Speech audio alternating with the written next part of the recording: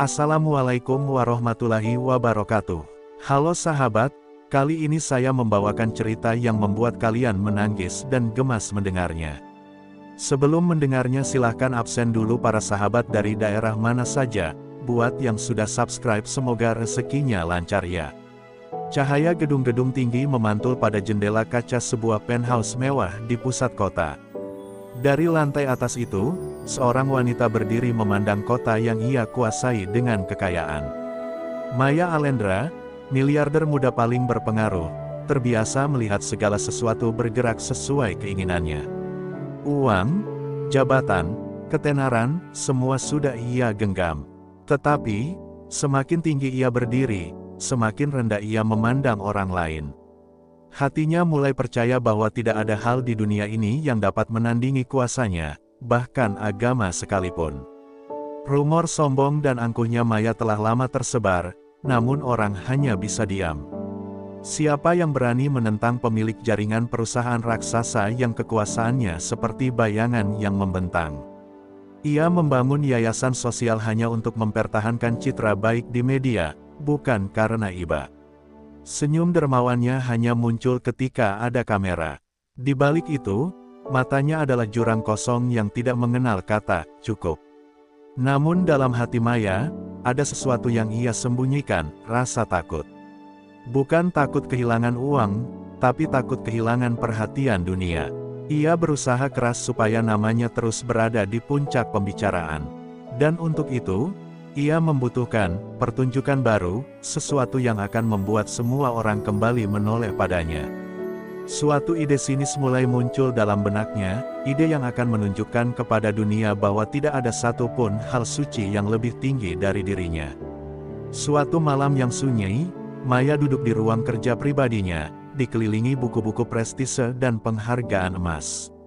Namun perhatiannya tertuju pada sebuah artikel daring tentang seorang bocah yatim bernama Hasan, anak berusia 10 tahun yang lumpuh sejak kecil.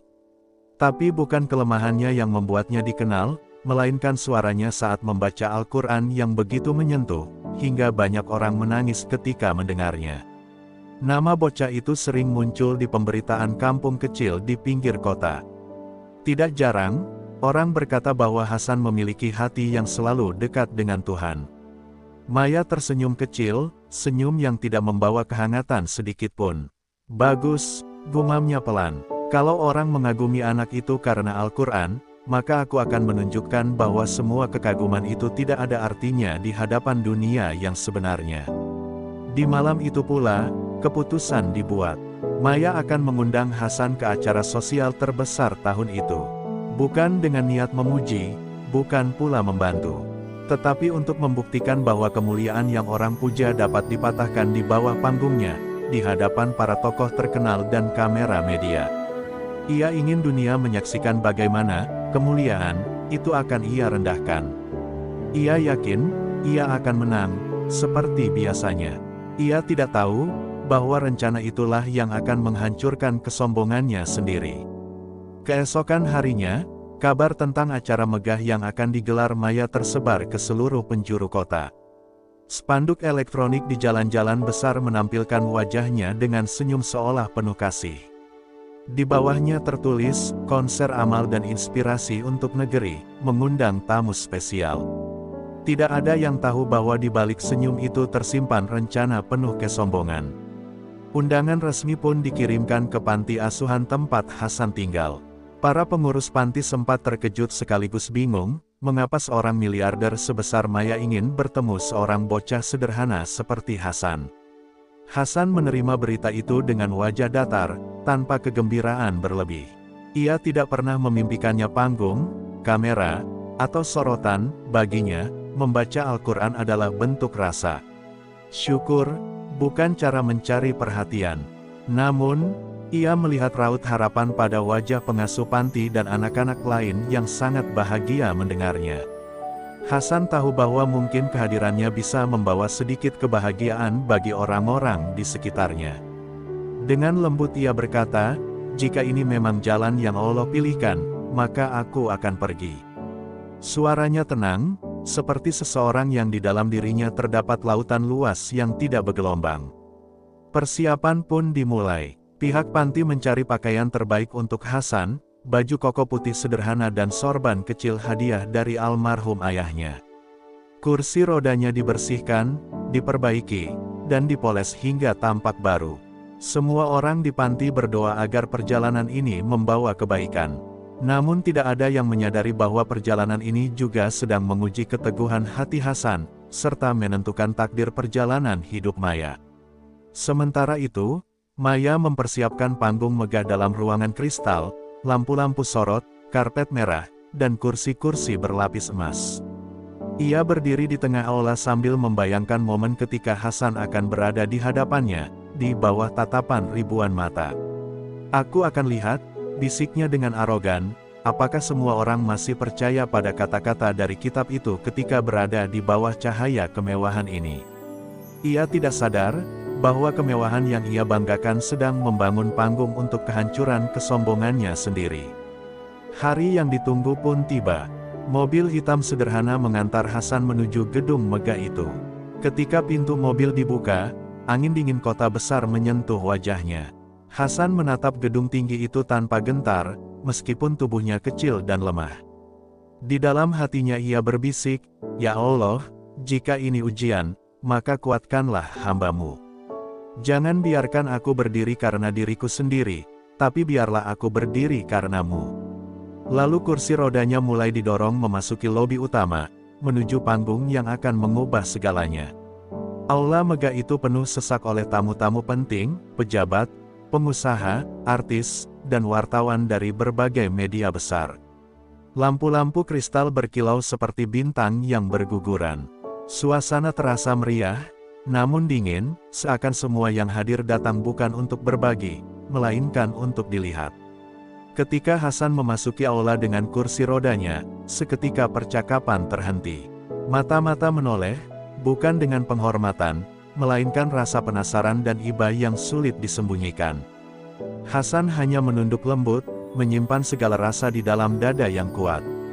Maya berdiri di atas panggung, bak ratu yang baru saja dinobatkan. Gaunnya berkilau, senyumnya terkendali sempurna. Ia menyambut Hasan dengan langkah penuh keangkuhan, seakan ia sedang menyambut sebuah hadiah kecil yang tidak berarti apa-apa. "Selamat datang, Hasan," ucapnya dengan suara manis yang tidak memiliki kehangatan. "Hari ini, kita ingin melihat kemampuanmu yang katanya sangat istimewa." Suara itu menggema melalui pengeras suara, dan sebagian penonton tertawa kecil.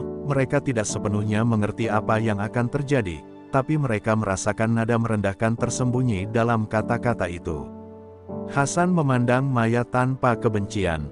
Matanya bening, seolah mampu menembus batas kesombongan yang berdiri di depannya. "Saya hanya akan membaca jika itu membuat hati seseorang lebih dekat kepada kebaikan," ujarnya pelan namun jelas. Kerumunan menjadi sunyi. Ada sesuatu dalam suaranya, sesuatu yang lembut, namun tegas. Maya terdiam sepersekian detik, merasa genggaman kendali dalam dirinya sedikit terguncang. Namun ia kembali menutupi ketidaknyamanannya dengan tawa kecil. Tentu, bacalah. Kita semua ingin tercerahkan." Kata itu keluar bukan untuk menghormati, melainkan mengejek. Seseorang dari staf memberikan mushaf kecil yang selalu Hasan bawa. Ia meletakkannya di pangkuannya dengan penuh hormat, seperti seseorang yang sedang menyentuh sesuatu yang lebih berharga dari dirinya sendiri. Ruangan yang tadi penuh suara kini benar-benar hening. Tidak ada musik, tidak ada kamera yang berbicara. Semua seolah menunggu sesuatu yang tak terlihat. Hasan menarik napas perlahan, bibirnya mulai bergerak, namun sebelum suara pertamanya keluar, sebuah senyum hangat muncul di wajahnya. Seolah ia baru saja berbicara kepada Tuhannya dalam diam, "Aku serahkan semuanya kepadamu." Dan ketika suara Hasan mulai terdengar, seketika atmosfer ruangan berubah. Bacaan Al-Quran yang ia lantunkan begitu lembut, penuh ketulusan, dan mengalir seperti air jernih yang menyentuh hati yang kering. Suaranya tidak sekadar indah, suara itu membawa ketenangan, membawa kebenaran, membawa sesuatu yang tidak bisa dibeli dengan seluruh kekayaan maya. Para tamu yang tadinya bersikap acuh tak acuh, kini tanpa sadar menundukkan kepala. Beberapa bahkan menahan napas. Maya, yang berdiri di panggung, merasakan sesuatu menusuk dadanya, bukan rasa bangga, bukan marah, tetapi sesuatu yang selama ini ia hindari, kejujuran yang menamparkan hati kosongnya. Namun babak ini baru dimulai. Dan panggung mewah itu akan menjadi saksi bagaimana kesombongan akan roboh dalam satu ayat. Ketika lantunan Hasan berhenti, ruangan itu masih terbungkam, seolah suara itu masih bergetar di udara. Banyak tamu menunduk, sebagian menutup mata, tidak ingin momen ketenangan itu lenyap. Namun Maya merasakan sesuatu yang berbeda. Ada rasa sesak yang merayap di dadanya, sesuatu yang belum pernah ia rasakan selama ini. Bukan rasa haru, melainkan takut. Takut pada sesuatu yang tidak bisa ia kendalikan.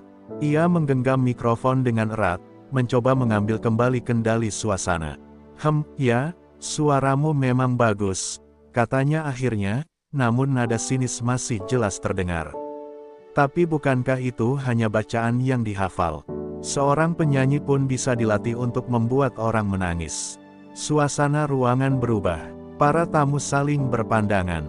Beberapa terlihat tidak nyaman, namun tidak ada yang berani menentang Maya. Hasan mengangkat wajahnya, memandang perempuan itu dengan tatapan yang sangat tenang, tidak tersinggung, tidak terluka. Benar, Kak, jawabnya dengan suara lembut. Bacaan bisa dihafal, tapi hidayah tidak bisa dibeli. Kalimat itu jatuh seperti tetesan air yang menembus batu. Maya terkejut. Ia membuka mulut untuk membalas, namun tidak ada kata yang keluar. Ada sesuatu dalam cara Hasan berbicara, ia tidak menantang, namun kebenaran ucapannya begitu terang hingga menyakitkan. Maya menelan gengsi yang terasa pahit. Ia memaksakan senyum lebar, lalu melambaikan tangan kepada para tamu. Baiklah, kalau begitu, mari kita lakukan sesuatu yang lebih menghibur. Ia meminta seorang staf membawa sebuah kotak kaca bening berisi uang 100 juta rupiah. Sorotan kamera langsung mengarah. Hasan, katanya dengan suara yang dibuat manis, jika kau bisa membaca satu ayat saja tanpa melihat musyafmu, semua ini akan menjadi milikmu dan panti asuhanmu. Suara tepuk tangan terdengar, tapi bukan tepuk tangan kagum, melainkan tepuk tangan hiburan. Seolah hati seorang anak adalah pertunjukan murah. Hasan menatap kotak uang itu sebentar. Ia tahu panti asuhannya sangat membutuhkannya, untuk biaya makan, sekolah, pengobatan teman-temannya. Namun ia juga tahu, ini bukan ujian kecerdasan. Ini adalah uji harga diri kitab suci. Ia menghela napas pelan, lalu mengangguk. Ia meletakkan mushaf kembali di pangkuannya, menutupnya dengan kedua tangannya yang kecil. Dan dengan suara yang lebih lembut daripada sebelumnya, ia mulai membaca surah Al-Ikhlas. Ayat yang singkat, namun mengandung makna ketauhidan yang paling tinggi.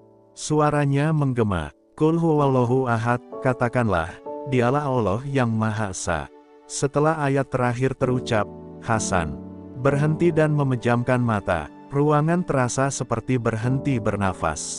Karena tanpa ia maksudkan, ayat itu seolah menegur seluruh ruangan, terutama Maya, di hadapan ratusan saksi.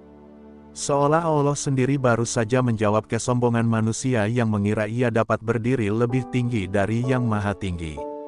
Begitu lantunan surah Al-Ikhlas berhenti, keheningan menyelimuti ruangan lebih dalam daripada sebelumnya. Tidak ada tepuk tangan, tidak ada bisik-bisik. Semua orang merasakan sesuatu yang tidak bisa dijelaskan dengan kata-kata. Ayat itu singkat, namun maknanya seperti cahaya yang menyilaukan hati yang gelap. Hasan membuka matanya perlahan, napasnya teratur, tenang. Sementara itu, Maya masih berdiri mematung di atas panggung. Kata-kata yang tadi keluar dari bibirnya, kini kembali memantul ke dalam dirinya seperti cermin yang retak. Allah Maha Esa, Allah tempat meminta, ayat itu mengiris kesombongannya, seperti mengingatkannya bahwa semua yang ia banggakan sebenarnya bukan miliknya. Tiba-tiba, dada Maya terasa berat. Ingatan masa kecil yang lama ia kubur muncul begitu saja. Ia teringat ketika ibunya dulu sering membacakan ayat-ayat Al-Quran saat ia kecil, sebelum ibunya sakit, sebelum Maya merasa dunia meninggalkannya, sebelum ia percaya bahwa satu-satunya cara bertahan adalah menjadi yang terkuat, yang terkaya, yang ditakuti. Namun kini, di hadapan seorang anak yatim dalam kursi roda, Maya melihat sosok dirinya yang dulu, kecil, rapuh, dan rindu didengar. Air mata yang selama ini ia kunci rapat-rapat tiba-tiba jatuh, tanpa ia bisa menahannya. Para tamu terkejut melihat Maya menangis.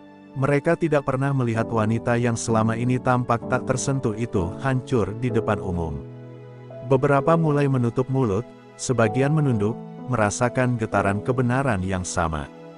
Maya berlutut di panggung megah yang ia bangun untuk kesombongannya sendiri.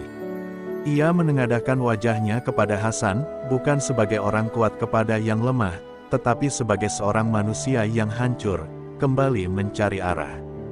Hasan, suaranya serak, pecah, aku salah, aku terlalu sombong, aku merasa tidak butuh siapa-siapa." Air matanya mengalir deras, membasahi lantai panggung. Hasan menatapnya dengan mata penuh iba, bukan kemenangan. Ia tidak pernah datang untuk mengalahkan siapapun. Dengan tangan kecilnya, ia mengulurkan tangan itu kepada Maya. "Kak Maya," katanya lembut, "Allah tidak pernah menutup pintu bagi siapapun yang ingin kembali. Kita semua pernah salah. Yang terpenting adalah kita mau pulang." Kata-kata itu sederhana, namun terasa seperti pelukan dari surga, hangat, tulus, tanpa syarat. Maya terisak semakin keras. Seluruh ruangan menyaksikan, bukan sebuah penghinaan, tetapi kelahiran kembali seorang hati yang tersesat. Kotak uang itu masih berada di atas meja kaca, tak lagi penting. Tidak ada lagi nilai di dalamnya. Karena malam itu, bukan Hasan yang mendapatkan sesuatu dari acara tersebut, melainkan Maya yang mendapatkan kembali jiwanya. Sejak malam itu, kehidupan Maya berubah perlahan namun pasti.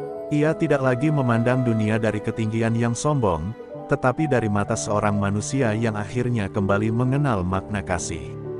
Maya mulai sering mengunjungi panti asuhan tempat Hasan tinggal, bukan sebagai seorang dermawan yang ingin dipuji, tetapi sebagai saudari yang ingin belajar kembali tentang ketulusan.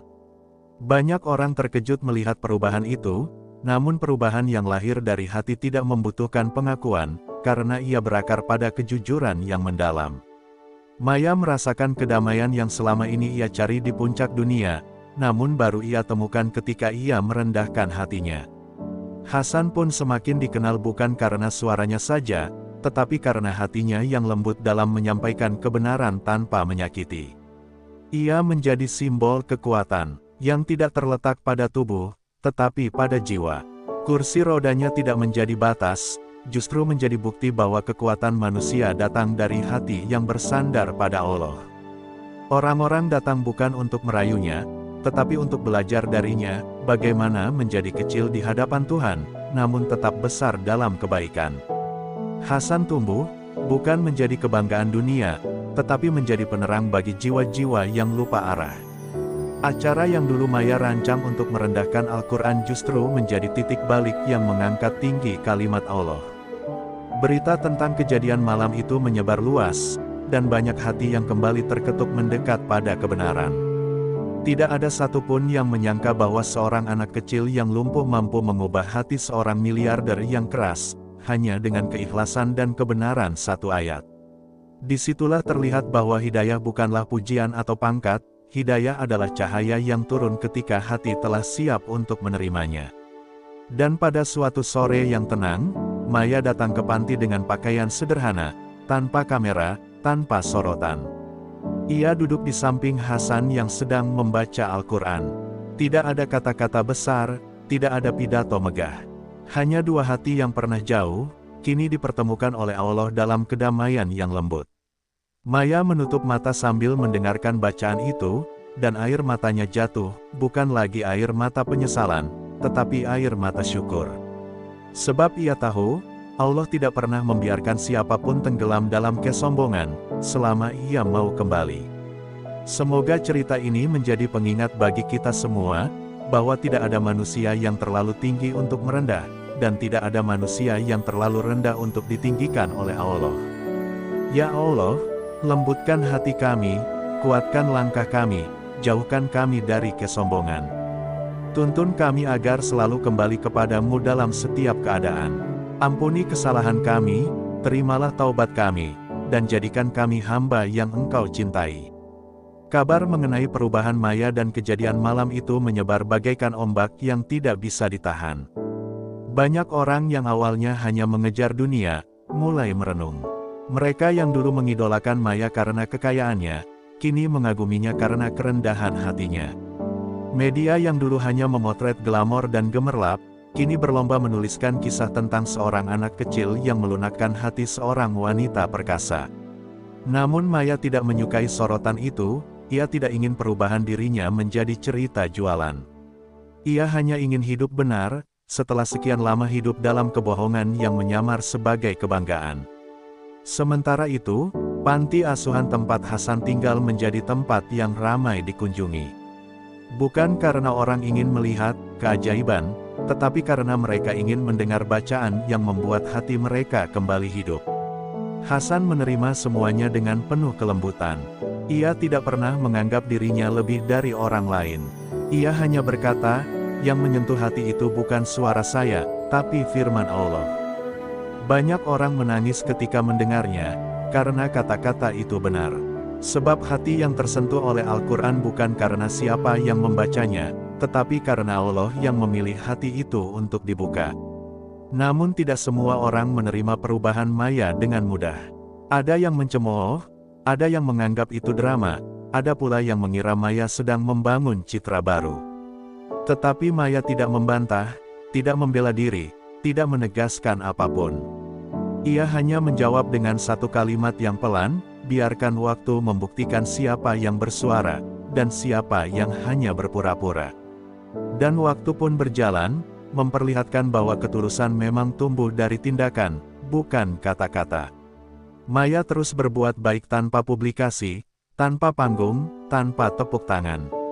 Sore demi sore berlalu, dan hubungan Maya dengan Hasan semakin seperti kakak dan adik. Ada hari-hari di mana Maya hanya duduk mendengarkan Hasan membaca, tanpa banyak bicara. Ada hari-hari di mana Hasan diam, menatap langit, sementara Maya menceritakan luka-luka lamanya yang perlahan sembuh. Panti itu menjadi rumah kedua bagi Maya. Ia menemukan kedamaian bukan pada dinding marmer penthouse-nya, tetapi pada tikar sederhana yang baunya masih menyimpan doa. Dan perlahan, tanpa disadari, sesuatu tumbuh dalam diri Maya, keinginan untuk belajar mengenal Allah. Bukan dari buku-buku tebal atau kelas-kelas prestisius, tetapi dari hati seorang anak kecil yang melihat dunia tanpa ambisi, tanpa ketamakan, tanpa kepura-puraan. Dari Hasan, ia belajar bahwa kemuliaan bukan tentang menjadi yang tertinggi, tetapi menjadi yang paling dekat kepada Tuhan.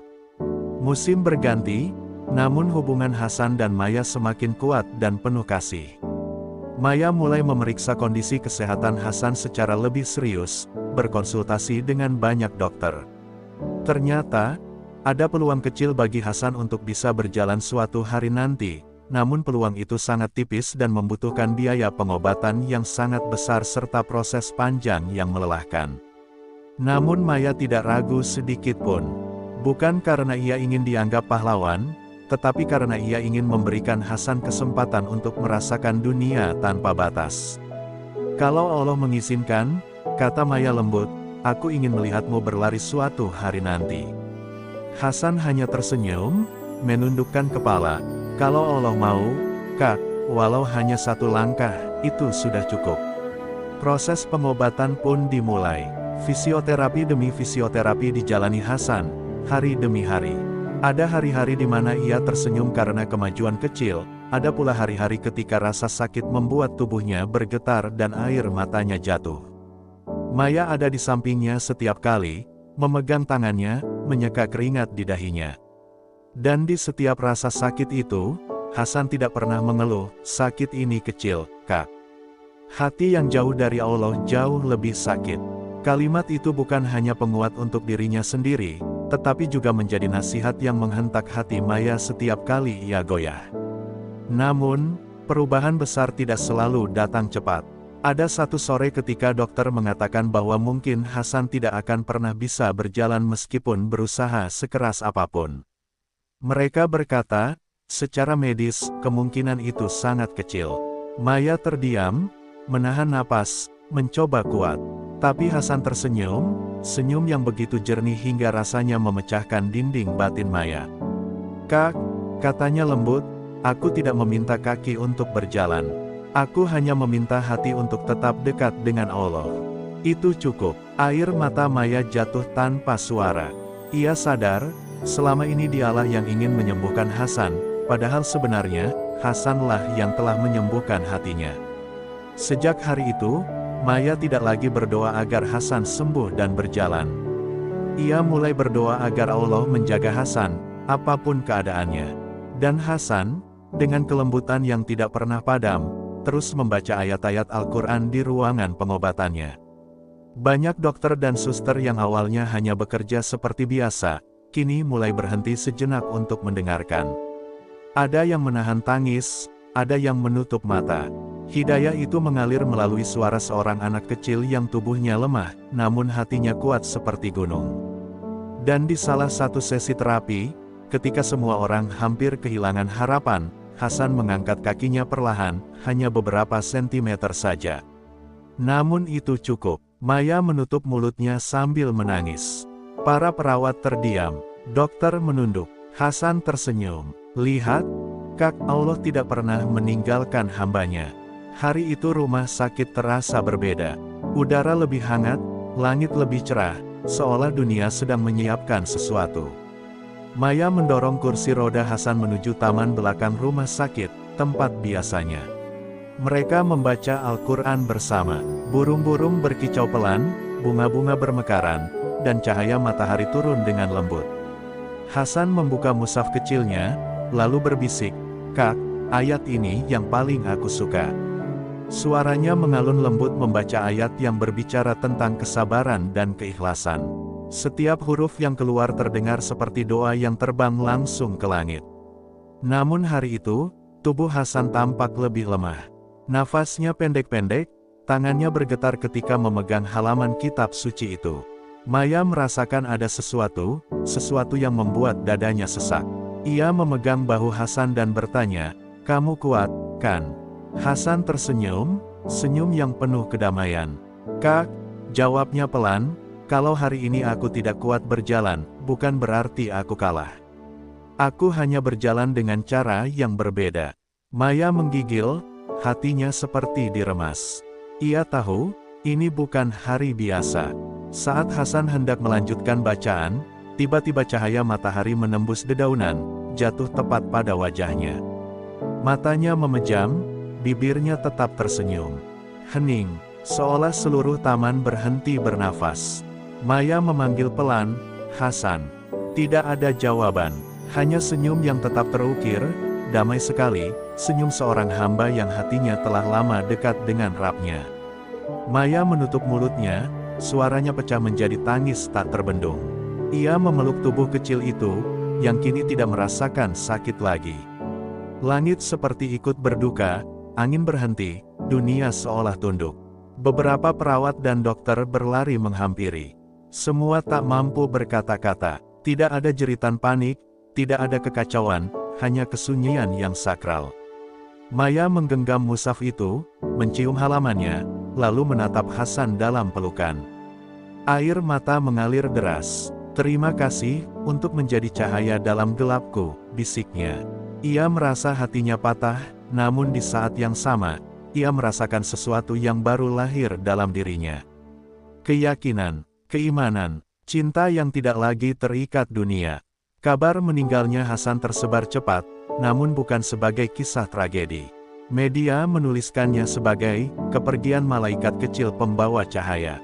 Ratusan orang yang pernah mendengar bacaannya datang melayat, beberapa bahkan mengucapkan syahadat hari itu juga. Maya berdiri di samping pusaranya, dengan mata bengkak namun tatapan yang jauh lebih kuat dari sebelumnya. "Hasan," ucapnya lirih, "engkau memang tidak berjalan di dunia, tapi engkau berlari menuju surga." Sejak kepergian Hasan, dunia Maya tidak lagi sama. Namun bukan dengan kekosongan seperti yang ia takutkan dulu, melainkan dengan cahaya yang tumbuh di dalam dirinya. Ia memutuskan untuk menghentikan seluruh bisnis hiburan glamor yang dulu membuatnya jauh dari Allah. Maya menjual sebagian hartanya dan membangun sebuah rumah tahfiz gratis untuk anak-anak yatim dan anak-anak penghafal Quran. Di dinding ruang utama rumah tahfiz itu, terpampang sebuah foto Hasan sedang tersenyum, memegang mushaf kecil di pangkuannya. Rumah tahfiz itu diberi nama Darul Hasan, Rumah Kebaikan Hasan. Di sanalah suara anak-anak belajar membaca Al-Quran menggema setiap hari, mengisi udara dengan ketenangan dan harapan. Setiap kali Maya mendengar lantunan ayat-ayat itu, ia merasa Hasan masih ada, mengajarinya untuk terus melangkah di jalan yang benar. Hatinya yang dulu penuh gelap kini menjadi tempat tumbuhnya iman yang dalam. Ia sadar bahwa keajaiban terbesar bukanlah kesembuhan fisik, namun penyembuhan hati. Banyak orang datang mempertanyakan perubahan Maya. Namun ia selalu menjawab dengan satu kalimat sederhana, "Aku menemukan Allah melalui seseorang yang tubuhnya lemah, tapi hatinya lebih kuat daripada seluruh dunia." Kata-kata itu menyentuh banyak orang. Banyak yang tersentuh, banyak yang kembali pada agama, banyak yang menghapus kesombongan dari hati mereka setelah mendengar kisah Hasan. Tahun-tahun berlalu, namun nama Hasan tidak pernah pudar. Kisahnya diceritakan dari masjid ke masjid, dari guru ke murid, dari orang tua ke anaknya. Ia menjadi simbol keteguhan iman. Maya sering berdoa agar kelak, di akhirat, ia bisa bertemu dengan bocah itu lagi. Bukan sebagai seorang wanita yang pernah tersesat, tetapi sebagai seorang hamba yang telah menemukan jalan pulang. Dan pada hari di mana matahari terbenam, ketika angin berhembus lembut di halaman rumah tahfiz, Maya berdiri dalam keheningan. Ia menatap langit sambil meletakkan tangannya di dadanya dan berbisik, "Terima kasih, Hasan, telah menunjukkan bahwa cahaya Allah bisa masuk ke hati siapa saja, bahkan hati yang dulu paling gelap. Ya Allah, ampunilah dosa-dosa kami, lembutkan hati kami, dan jadikan kami hamba yang selalu mengingat-Mu.